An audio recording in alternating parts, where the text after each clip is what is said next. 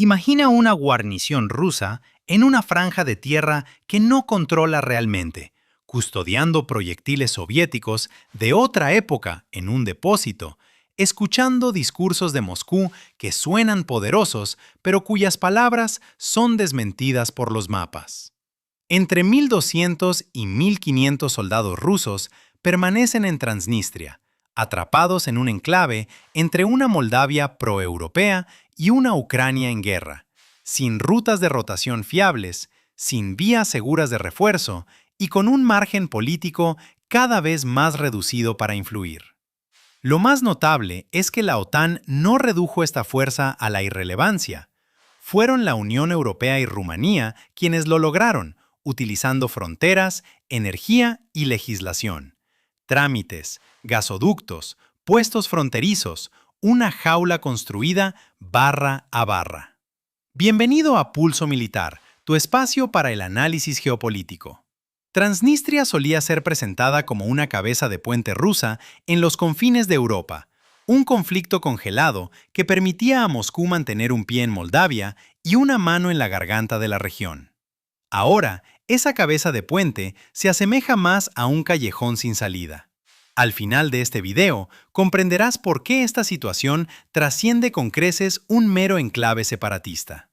Te revelaremos cómo, si Bruselas y Bucarest pueden neutralizar una presencia rusa sin disparar un solo tiro, la dinámica de la coerción postsoviética cambia por completo, demostrando que los conflictos congelados no son permanentes, sino costosos, frágiles y estratégicamente obsoletos.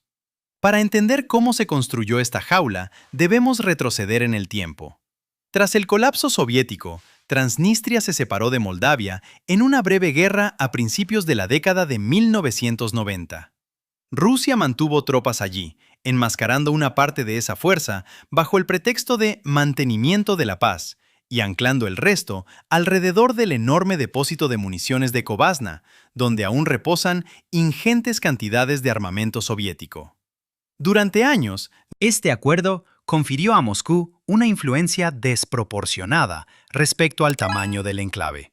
Transnistria no era solo una disputa local, era una válvula de presión, un corredor de contrabando, una zona gris legal y un recordatorio constante de que Rusia podía congelar el futuro de Moldavia cuando quisiera.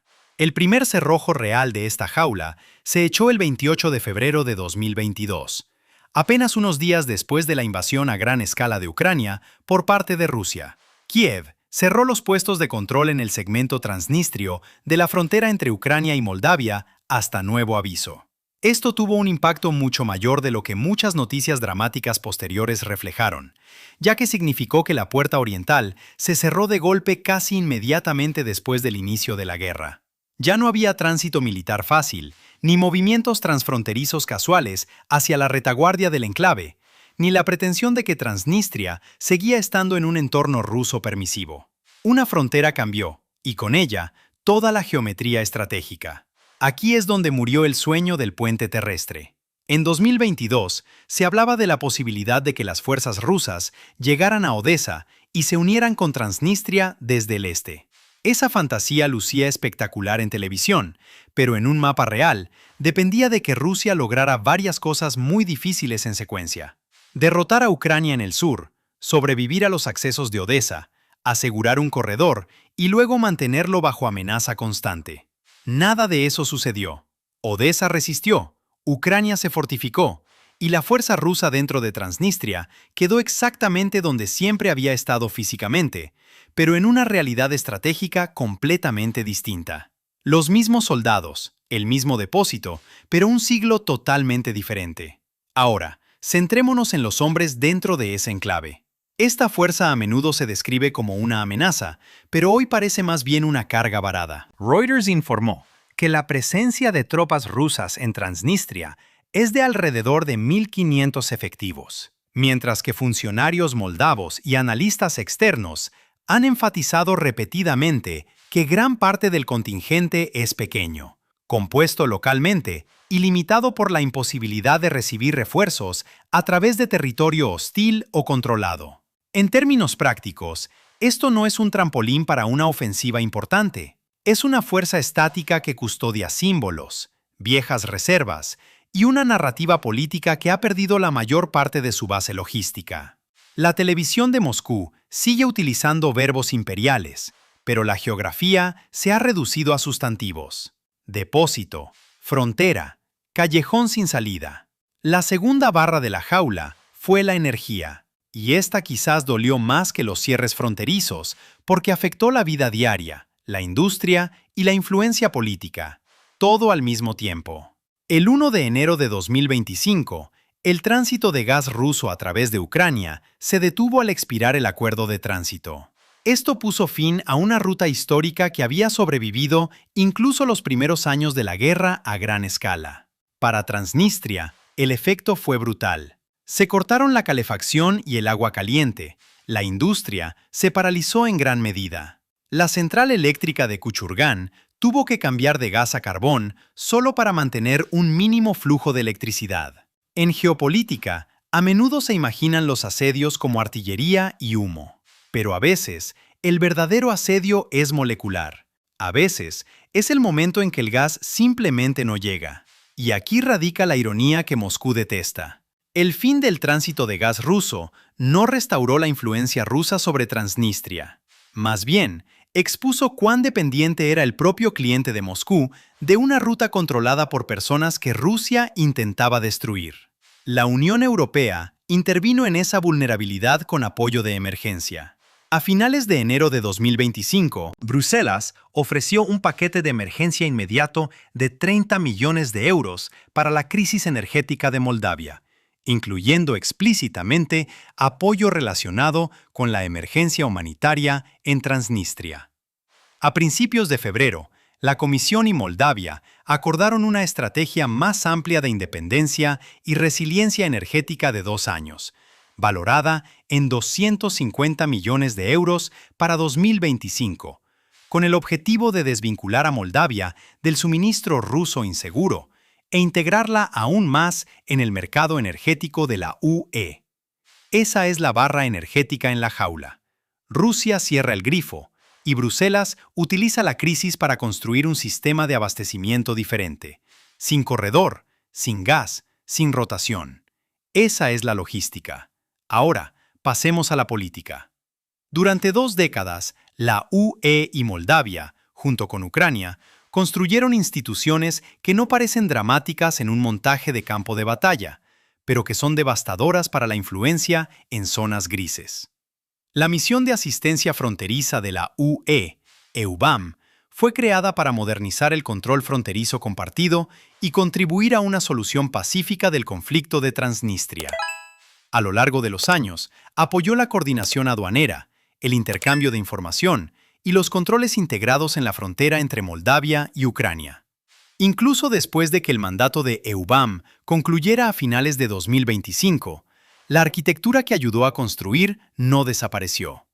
Los hábitos, los procedimientos y la lógica permanecieron. El control conjunto se convirtió en una memoria muscular. Por eso son importantes los puestos conjuntos y las ventanillas únicas. Reemplazan la niebla con recibos, la ambigüedad con bases de datos. En diciembre de 2023, Moldavia y Ucrania firmaron protocolos para expandir el control conjunto en puntos de cruce adicionales. Los propios informes de EUBAM destacaron el impulso constante para mejorar el control conjunto a lo largo de la frontera compartida, incluido el segmento central estratégicamente sensible, durante mucho tiempo vinculado a Transnistria. Esto es aburrido, en el mejor sentido posible. Los sellos fronterizos no son cinematográficos. La armonización aduanera no es tendencia. Pero así es, exactamente, como se asfixia el modelo de negocio de una zona gris. El contrabando odia el papeleo. La influencia por delegación odia la transparencia. Los conflictos congelados prosperan con las lagunas. El talento de la UE es convertir esas lagunas en formularios. Luego vino la barra legal. En enero de 2026, Moldavia procedió a denunciar acuerdos fundacionales clave de la Comunidad de Estados Independientes, liderada por Rusia.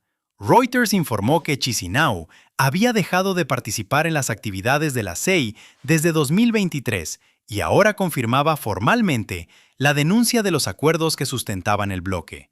Funcionarios moldavos enmarcaron esto como una clarificación del estatus legal del país y un fortalecimiento de su orientación europea. Esto no fue una ruptura teatral gigante con fuegos artificiales y bandas de música. Fue algo mucho más serio. Fue una desconexión institucional. Rusia siempre ha valorado las estructuras heredadas porque permiten que la vieja influencia sobreviva en nuevas fronteras. Moldavia ahora está cortando metódicamente esos hilos. La senda de la UE también es crucial aquí. Moldavia solicitó la adhesión a la UE en marzo de 2022. Obtuvo el estatus de candidato en junio de 2022 y abrió formalmente las negociaciones de adhesión en junio de 2024. A finales de 2025, la Comisión Europea afirmó que Moldavia había avanzado significativamente en su camino hacia la adhesión, a pesar de las continuas amenazas híbridas e intentos de desestabilización. Esto significa que cada nuevo capítulo de reforma, cada aproximación legal, cada alineación técnica con las normas de la UE, no es solo un ejercicio administrativo, es otra barra en la jaula alrededor de la presencia militar rusa en Transnistria. Moscú mantuvo el enclave vivo, manteniendo a Moldavia a medio camino entre dentro y fuera de Europa. La respuesta de Chisinau es sencilla: eliminar ese a medio camino. Ahora, analicemos el movimiento de Rumanía y por qué ha tenido un impacto tan contundente. En enero de 2026, la presidenta Maia Sandu afirmó que si se celebrara un referéndum sobre la unificación con Rumanía, ella votaría a favor, argumentando que cada vez es más difícil para una pequeña democracia como Moldavia resistir la presión rusa en solitario. Poco después, el primer ministro rumano, Ilie Volohan, también declaró que votaría sí en tal referéndum. El presidente rumano, Nicolae Ciucă, adoptó una postura más cautelosa, enfatizando que Moldavia es soberana y que cualquier futuro de este tipo depende de la voluntad de los ciudadanos moldavos. Aunque apoya firmemente el camino de Moldavia hacia la UE, esa distinción es importante. No hay referéndum, no hay un calendario anunciado, pero la ventana de Overton se ha desplazado. Un escenario que antes se trataba como nostalgia romántica, ahora se discute como estrategia de Estado. ¿Por qué esto es tan brutal para Moscú? Porque cambia el final del juego. Si Moldavia un día se unifica con Rumanía, toda la masa terrestre moldava se movería de inmediato al territorio de la UE y la OTAN a través de los mecanismos legales y políticos de la Unión con un Estado miembro existente. El truco favorito de Rusia en lugares como Transnistria siempre ha dependido del tiempo. Congelar el conflicto, mantener débil al Estado objetivo, preservar la ambigüedad, esperar la fatiga occidental. La conversación sobre la unificación ataca ese reloj. Le dice a Moscú que el conflicto congelado no es un hecho geográfico permanente, sino una anomalía dentro de una corriente política más grande que se mueve hacia el oeste. Para el Kremlin, esa es la pesadilla. No tanques cruzando un río, sino un mapa que cambia su significado. Y Rumanía no solo está haciendo declaraciones, se ha convertido en una de las plataformas logísticas clave del flanco oriental. Reuters informó que Rumanía se ha transformado en la mayor ruta alternativa de exportación de grano de Ucrania, con importantes inversiones fluyendo hacia el puerto de Constanța y la infraestructura ferroviaria para expandir su capacidad. Bucarest ha descrito abiertamente Constanța como un centro logístico estratégico del Mar Negro.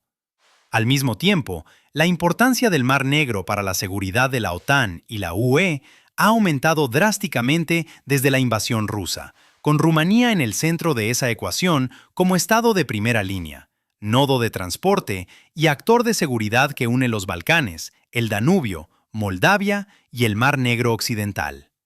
Esto importa porque la logística es influencia. El estado que mueve grano, combustible, armamento e información moldea el campo de batalla antes de que éste exista. ¿Qué sucede entonces si Moscú intenta romper la jaula?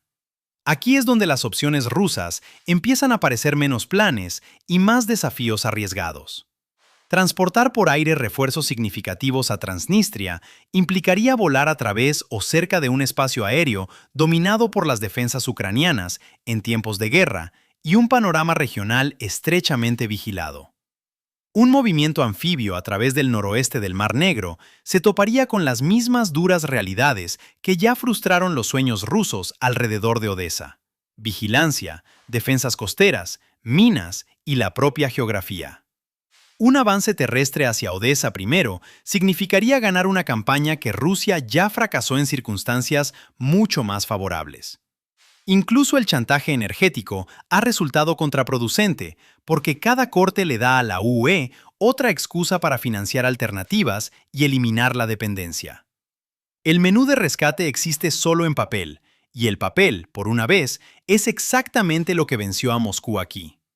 Así es como se neutraliza un enclave ruso en la década de 2020. Se hace militarmente irrelevante antes de que se dispare un solo tiro. Se cierran las rutas fronterizas, se refuerza la costa vecina, se integran las aduanas, se reescribe el entorno legal, se construye energía alternativa, se alinea el estado vulnerable con la UE. Y luego, una vez que el enclave ya está atrapado dentro de esa red, se cambia la conversación política de ¿cómo gestionamos este conflicto congelado para siempre? A ¿cómo se ve el mapa después de que deja de estar congelado? Esto no es glamuroso. Es mucho más peligroso que glamuroso, porque funciona. También hay un ángulo humano que importa, y mucho. Un ejército enjaulado no tiene por qué significar civiles enjaulados. Durante la crisis energética de 2025, el paquete de la UE fue diseñado explícitamente para abordar la emergencia humanitaria que afectaba a ambas orillas del Dniester, incluyendo a las personas en Transnistria que de repente se encontraron sin calefacción ni electricidad normales. Los funcionarios moldavos y las instituciones europeas no intentaban demostrar que Occidente podía hacer sufrir a la gente común de manera más eficiente que Gazprom. Intentaban hacer lo contrario: separar la soberanía del castigo. Esa es un arma narrativa poderosa, porque la historia del Kremlin siempre es que, si abandonas la órbita de Moscú, te congelas. Pero cuando Bruselas ayuda a mantener los hogares funcionando, mientras la propia influencia gasística de Moscú colapsa, esa historia comienza a pudrirse desde dentro. Y esos hogares no son abstractos. Transnistria está llena de identidades superpuestas, consumo de medios variados e instintos prácticos de supervivencia. Datos moldavos publicados en enero de 2026 indicaron que más de 337,000 residentes de la región de Transnistria poseen pasaportes moldavos. En toda Moldavia, de forma más amplia, cientos de miles también tienen ciudadanía rumana, lo que refleja los profundos lazos sociales a través del PRUT. Por lo tanto, la realidad civil es más compleja que los carteles de propaganda.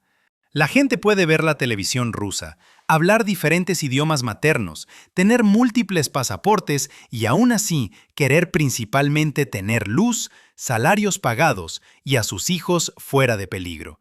Moscú prospera cuando puede convertir esa complejidad en parálisis. Chisinau y sus socios europeos están tratando de convertirla en legitimidad, y ese podría ser el cambio más grande de todos. Durante años, Transnistria pareció la prueba de que Rusia siempre podría mantener un fragmento de imperio incrustado dentro de un vecino. Ahora, cada vez más, parece la prueba de que esos fragmentos pueden ser cercados, regulados, superados y políticamente rebasados de forma lenta, metódica, casi insultantemente tranquila. No con un asalto de choque, sino con una larga estrangulación administrativa respaldada por la diversificación económica y la gravedad de las alianzas. No hay un final de Hollywood, solo un mapa que se vuelve cada vez más difícil de usar para Moscú. Así que, volvamos a la imagen con la que comenzamos. Una pequeña guarnición rusa en Transnistria, todavía armada, todavía allí, todavía útil para la propaganda, pero cada vez más inútil para la estrategia. La cabeza de puente se ha convertido en una jaula. Rumanía ayudó a mover la política. La UE construyó los cimientos. Ucrania cerró la puerta oriental. Y la lección para Moscú es salvaje en su simplicidad. El enclave que creíste que te daba influencia puede convertirse en una prisión para tu propia influencia. La pregunta ahora no es si Transnistria sigue pareciendo congelada en un mapa. es si Bruselas y Bucarest acaban de mostrar un modelo para cada otro conflicto congelado que Rusia todavía trata como un arma de reserva. Porque si esto se puede lograr aquí sin un solo disparo, entonces la próxima guerra que Moscú pierda podría ser una que nunca comience visiblemente.